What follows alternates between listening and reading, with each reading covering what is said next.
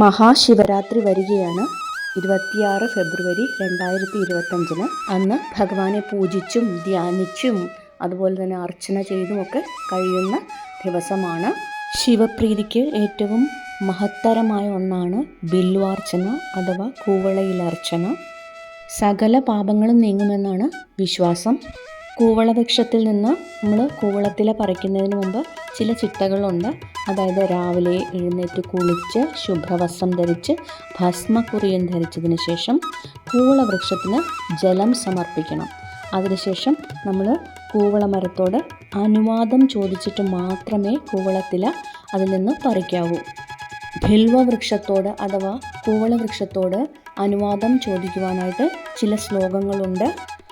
ലക്ഷ്മിയേശ്ച സ്തന ഉൽപ്പന്നം മഹാദേവ സദാപ്രിയം ബിൽവവൃക്ഷം പ്രയച്ഛാമി ഏകബിൽവം ശിവാർപ്പണം. ദർശനം ബിൽവവൃക്ഷസ്യ സ്പർശനം പാപനാശനം അഘോര പാപസംഹാരം ഏകബിൽവം ശിവാർപ്പണം. അതായത് മഹാലക്ഷ്മിയുടെ നെഞ്ചിൽ നിന്നുത്ഭവിച്ചതും മഹാദേവന് ഏറ്റവും പ്രിയമേറിയതുമായ ബില്വവൃക്ഷത്തോട് ഞാൻ ഒരു ബില്വപത്രത്തെ ശിവാർപ്പണത്തിനായി നൽകണമെന്ന് അപേക്ഷിക്കുന്നു, അനുവാദം ചോദിക്കുന്നു എന്നാണ് അർത്ഥം. ദർശനം ബില്വവൃക്ഷസ്യ സ്പർശനം പാപനാശനം. ബില്വവൃക്ഷം ദർശിച്ചാലും അതെ സ്പർശിച്ചാലും പാപം നശിക്കുന്നതാണ്. അഘോര പാപ സംഹാരം ഏകബിൽവം ശിവാർപ്പണം. ഒരൊറ്റ ബില്വപത്രം നമ്മൾ ശിവനർപ്പിച്ചു കഴിഞ്ഞാൽ മഹാപാപങ്ങൾ വരെ നീങ്ങുമെന്നാണ് അതിനർത്ഥം. കേടുള്ളതോ 3 ഇലകളില്ലാത്തതോ കഴുകി വൃത്തിയാക്കാത്തതോ ഉപയോഗിച്ചതോ ശിവഭഗവാന് അർച്ചന ചെയ്യാറില്ല.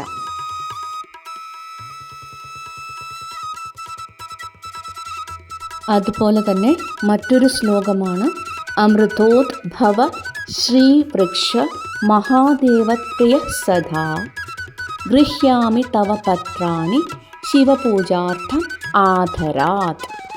ശിവപൂജയ്ക്ക് വേണ്ടി മാത്രമായി കൂവളം എടുക്കുന്നു എന്ന് പറയുന്നതാണ് ഇതിൻ്റെ അർത്ഥം.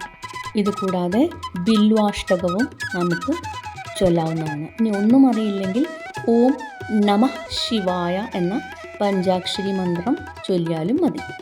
ചില ദിവസങ്ങളിൽ നമ്മൾ കൂവളത്തില പറിക്കാറില്ല. ചതുർത്ഥി, അഷ്ടമി, നവമി, ദ്വാദശി, ചതുർദശി, അമാവാസ്യ, പൗർണമി, സംക്രാന്തി, തിങ്കളാഴ്ച അതുപോലെ തന്നെ ഉച്ചയ്ക്ക് ശേഷവും നമ്മൾ കൂവളത്തില പറിക്കാറില്ല.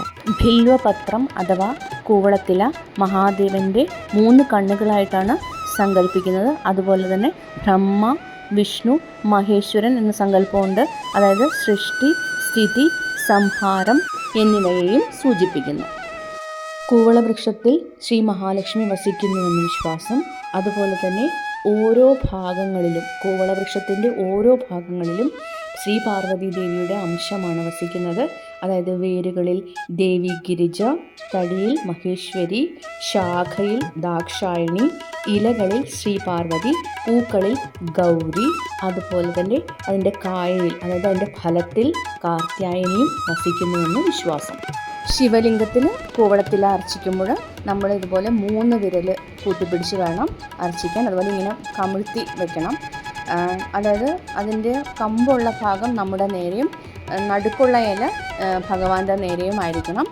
അതും കമിഴ്ത്തി തന്നെ വേണം. നല്ല ഭാഗം അടിയിലോട്ടാവുന്ന വിധത്തിൽ. ഇതുപോലെ 3 വിരലെന്ന് പറയുമ്പോൾ നടുവിരൽ, മോതിരവിരൽ, തള്ളവിരൽ ഇങ്ങനെ വേണം പിടിക്കാൻ. ഞാനിപ്പോൾ ഇന്ന് തിങ്കളാഴ്ച ആയതുകൊണ്ട് പറിക്കാത്തതാണ്, അല്ലെങ്കിൽ ഞാൻ പറിച്ച് കാണിച്ചു തന്നേനെ. അപ്പോൾ നമ്മളിങ്ങനെ പിടിക്കുമ്പോൾ ഈ 3 വിരൽ കൂട്ടിപ്പിടിച്ച് നടുവിരൽ, തള്ളവിരൽ, മോതിരവിരൽ, അതായത് അവസാനത്തെ ആ ചെറുവിരലില്ല അല്ലാതെ. അതുപോലെ തന്നെ ആ പിടിച്ച വശം നമ്മൾ നമ്മുടെ നേരെയും ആ വലിയ ഇല വരുന്നത് ഭഗവാന്റെ നേരെയും ഇങ്ങനെ കമിഴ്ത്തി വയ്ക്കണം. അതായത് ഈ നല്ല വശം അടിയിലായിട്ട് വരും. എനിക്കറിയാവുന്ന ചില കാര്യങ്ങളാണ് ഞാനിവിടെ പറഞ്ഞിരിക്കുന്നത്. അപ്പോൾ താങ്ക് യു ഫോർ വാച്ചിങ്.